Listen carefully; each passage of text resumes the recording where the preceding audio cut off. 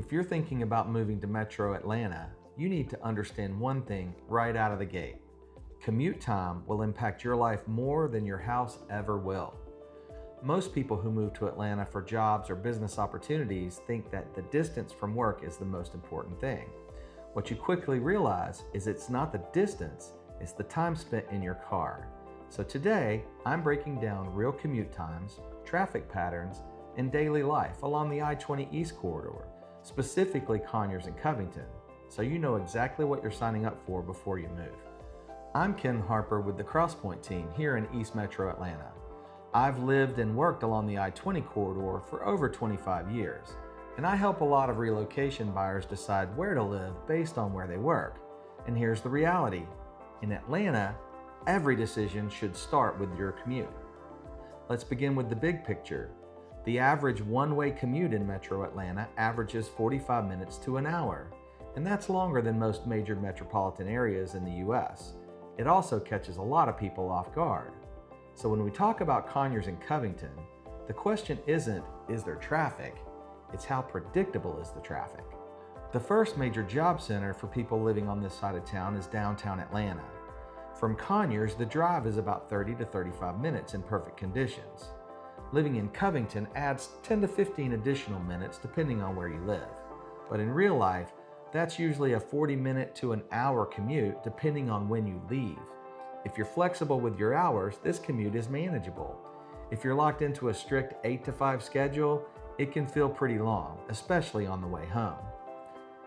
Next is the area that includes the CDC campus and Emory University and a lot of other healthcare and tech jobs.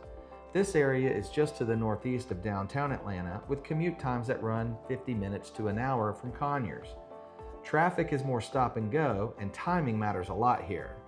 This is one of those commutes where leaving 20 minutes earlier can save you 15 minutes, and checking for accidents before you leave can save you a world of headaches. The third major hub is Sandy Springs, along I-285 and Georgia 400. There are thousands of corporate and healthcare jobs in this area. It's also 40 miles of straight interstate driving, so when you leave here, it's critical. 35 minutes is doable at 5 a.m. If you're dropping your kid off at daycare and getting to work at 8, you better leave before 6:30. I actually spent 2 years commuting from Covington to Roswell, which is just north of this area. If I left before 6 a.m., I would get to work well before 7. If I left at 7 a.m., I might miss a 9 a.m. meeting. Let's take a quick pause. If you're relocating to Metro Atlanta and want help choosing the right area based on your commute, go ahead and reach out to us. We help buyers every week break this down before they move, so there are no surprises later on. Now let's take a minute and talk about public transportation, briefly. In suburban Metro Atlanta, options are extremely limited. Park and ride does exist here, but very few commuters use it consistently. Why is that? Because jobs in Metro Atlanta are so dispersed across the region that fixed pickup and drop-off locations don't get you to where the jobs are for most people.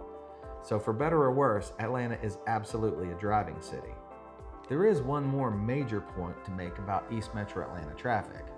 Right now, the Georgia Department of Transportation has nearly $1 billion in road projects happening simultaneously along the I-20 East corridor. The interchange at I-20 and I-285 is scheduled to finally be completed in 2026, after 3 years of massive congestion. Also, they're replacing the bridge at exit 82, the main Conyers exit, and that project runs through 2028. We also are seeing them upgrade about 6 miles of the Salem Road corridor off of exit 84. That area serves the West Newton County area between Conyers and Covington. This project has been underway for over a year and will be completed in 2028 as well. So yes, short term, there is pain, but long term, these projects dramatically improve traffic flow. And this is where the local knowledge really matters. There are workarounds, there are back roads and timing strategies that locals use every day to avoid delays, especially during this construction.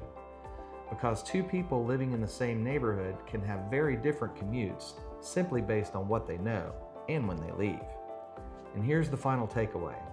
This is not unique to Conyers and Covington. Metro Atlanta roads are constantly under construction.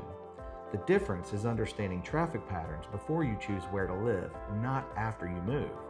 If commute time matters to you, and it should, this is one of the most important conversations you'll have during your relocation. So I'd love to know what you think. If you're planning to move to Metro Atlanta, how long do you feel your commute time should be, and how far away from work are you willing to live? So go ahead and leave me a comment. And if you need help with your move, reach out. All of my contact information is below.